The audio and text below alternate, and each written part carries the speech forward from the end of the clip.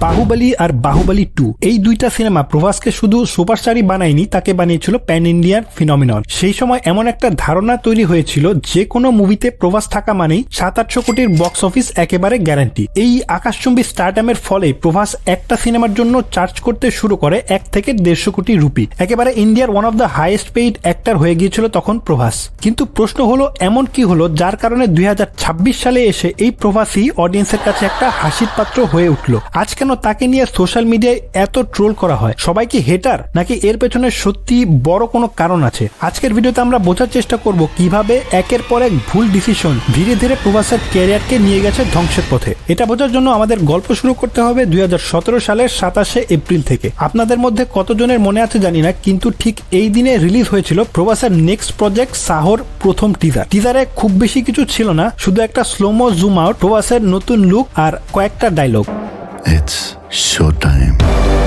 Movie release তখন অনেক দূরে, তাই এটাকে আসলে বলা যায় একটা অ্যানাউন্সমেন্ট টিজার। কিন্তু একটা বিষয় লক্ষ্য করার মতো, এই টিজারটা রিলিজ করা হয় বাহুবলী 2 রিলিজের একদিন আগে। মানে বুঝতেই পারতেছেন মেকার্সরা বাহুবলীর ক্রেজ আর প্রভাসের নতুন স্টারডমকে পুরোপুরি কাজে লাগাতে চেয়েছিল, এবং এটা কাজও করে। টিজারে খুব বেশি কিছু না দেখানো হলেও প্রভাসের নেক্সট ফিল্মের অ্যানাউন্সমেন্টই মানুষের এক্সাইটমেন্টকে একেবারে আকাশে তুলে দেয়, আর মানুষ next pan Indian all time ব্লকবাস্টারের অপেক্ষা করতে থাকে।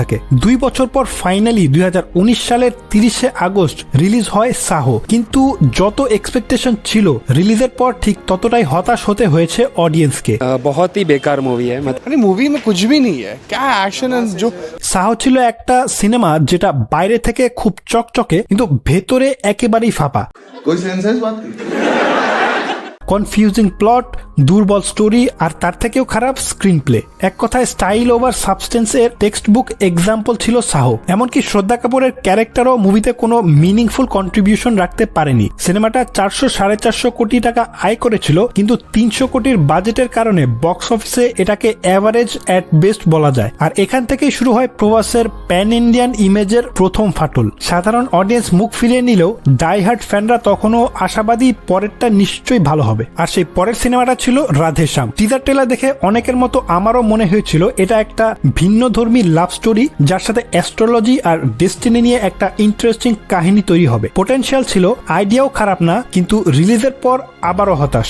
স্ক্রিন প্লে ছিল ভীষণ বোরিং। মুভি শুরু হওয়ার পর মনে হয় গল্প একেবারেই এগোতেই চায় না। 300 কোটির বাজেটের সিনেমা কোনো রকমে 200 কোটিও ছুঁতে পারে না, এবং বছরের বিগেস্ট ফ্লপে পরিণত হয়ে যায়। আমি নিজেও মুভিটা ওটিটিতে দেখার চেষ্টা করেছিলাম, কিন্তু মুভিটা এতটাই স্লো আর বোরিং ছিল যে 30 মিনিটের বেশি দেখা এই মুভি আমার পক্ষে সম্ভব হলো না। এই মুভির পর থেকেই মানুষ প্রভাসের স্ক্রিপ্ট সিলেকশন নিয়ে প্রশ্ন তুলতে শুরু করে। অনেকে বলতে শুরু করে প্রভাস শুধুমাত্র রাজামৌলির মতো ভালো ডিরেক্টরের সাথেই কাজ করলে ভালো পারফর্ম করতে পারে, কিন্তু মানুষ তখনও জানতো না অবস্থা আরো কত খারাপ হতে যাচ্ছে। রাধেশ্যামের পরে আসে আদিপুরুষ। রামায়ণের মতো গল্প এত বড় স্কেলে এই প্রথমবার বড় পর্দায় আসতে যাচ্ছিল। ডিরেক্টর ওম রাও, যিনি তানাজির মতো ভালো মুভি দিয়েছেন, ভিএফএক্স হেভি প্রজেক্ট হওয়ার কারণে মুভির বাজেট গিয়ে দাঁড়ায় প্রায় 500 কোটি রুপিতে। 2 অক্টোবর রিলিজ পায় টিজার, আর তারপর যেটা হয় সেটা আপনারা সবাই জানেন। ভিএফএক্স এর মান ছিল একেবারেই আনএক্সেপ্টেবল। বাহুবলীর মতো সিনেমা 200 কোটিতে বানানো গেলে 500 কোটিতে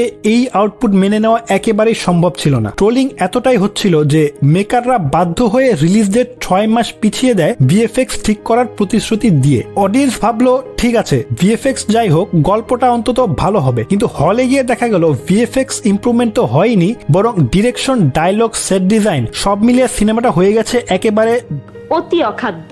বিশেষ করে মুভির ডায়লগ, সেটা হয়ে উঠেছিল রীতিমতো মিম মেটেরিয়াল। ये तेरी बुआ का बगीचा है जो हवा खाने चला आया। এই পর্যায়ে এসে প্রভাস এমন জায়গায় পৌঁছে যায় যেখানে তার সিনেমা শুধু খারাপ রিভিউ না, ডাইরেক্ট ট্রোলিং এর শিকার হতে শুরু করে। কিন্তু তখন একটা ভালো সংবাদ ছিল, প্রভাসের কেজিএফ এর ডিরেক্টরের সাথে একটা মুভি আসবে, আর সেটা কেজিএফ এর ইউনিভার্সেরই অংশ হবে। 2023 শেষে সালার রিলিজ পায়, যেখানে একদিকে মুভির কিছু খারাপ দিক ছিল, যেমন ওভার কমপ্লিকেটেড পলিটিক্স, সাধারণ একটা জিনিসকে ওভার ড্রামাটিক ভাবে দেখানো, আর ক্যারেক্টারদের ডায়লগ ডেলিভারিও ছিল অনেক ওভার ড্রামাটিক। মানে কেজিএফ এর ভালো খারাপ সব দিক দিয়ে একটা এক্সট্রিম ভার্সন বলা যায় সালারকে। কিন্তু তারপরেও ওভারঅল ভালো হওয়ার কারণে মুভিটা চলে যায়। মানে কেজিএফ এর মতো ভালো না হলেও সালার ডেফিনেটলি খারাপ কোনো মুভি না, এবং মুভিটা বক্স অফিসেও 600 কোটির বেশি আয় করে এটাকে একটা হিট ফিল্ম বানিয়ে দেয়। বাহুবলীর পর এই প্রথম প্রভাসের একটা ফিল্ম আসে যেটা অডিয়েন্সদের যেমন ভালো লেগেছে তেমন বক্স অফিসেও ভালো টাকা আয় করেছে। সালারের মোটামুটি একটা সাকসেসের পরে আসে কালকি 2898 AD, যেটা একটা সায়েন্স ফিকশন ফিল্ম হতে যাচ্ছিল আর মুভির বাজেট ছিল 600 কোটি রুপি। এটা তখন ইন্ডিয়ার সবচেয়ে অ্যাম্বিশিয়াস প্রজেক্টের মধ্যে একটা ছিল, আর রিলিজের পর মুভিটা সুপার হিট হয়ে যায়। একটা ডিস্টোপিয়ান সাইফাই কাহিনীর সাথে মহাভারতের একটা সংমিশ্রণ মানুষের বেশ ভালো লাগে, আর মুভিটা বক্স অফিসে 1000 কোটিরও বেশি কামিয়ে নেয়। যদিও মুভির ফার্স্ট হাফ মানুষের খুব একটা ভালো লাগেনি, আর সেটার মূল কারণে ছিল প্রভাসের ক্যারেক্টার। মুভির হিট হওয়ার পেছনে মেইনলি অমিতাভ বচ্চন আর দীপিকার যে মেইন প্লটটা ছিল সেটাকেই দেখানো যায়, কিন্তু তারপরও ইন্ডাস্ট্রিতে যেহেতু মুভি হিরোর নামে চলে তাই সবাই এই মুভির সাকসেসকে প্রভাসের সাকসেস হিসেবেই দেখে। পরপর দুইটা হিট মুভি দেওয়ার পর মনে হচ্ছিল প্রভাসের ক্যারেক্টার ফাইনালি ভালো দিকে যাচ্ছে। এই বিশ্বাস নিয়েই প্রভাসের ফ্যানরা তার নেক্সট ফিল্ম দ্য রাজা সাহেবের দিকে তাকিয়েছিল, যেটা রিলিজ হয় এই বছরের জানুয়ারির 9 তারিখে, আর মানুষকে হলে গিয়ে আবারও হতাশ হতে হয়। এই মুভিটা আসলে বাহুবলীর পর প্রভাসের যত মুভি এসেছে তার সবগুলোর চেয়েও খারাপ। সিরিয়াসলি এই মুভি দেখলে আপনার আদিপুরুষকে একটা মাস্টারপিস সিনেমা মনে হবে। এই মুভিটা আসলে শুরু থেকে শেষ পর্যন্ত দেখাই সম্ভব না। হরর কমেডির মধ্যে না তো হরর ভালো হয়েছে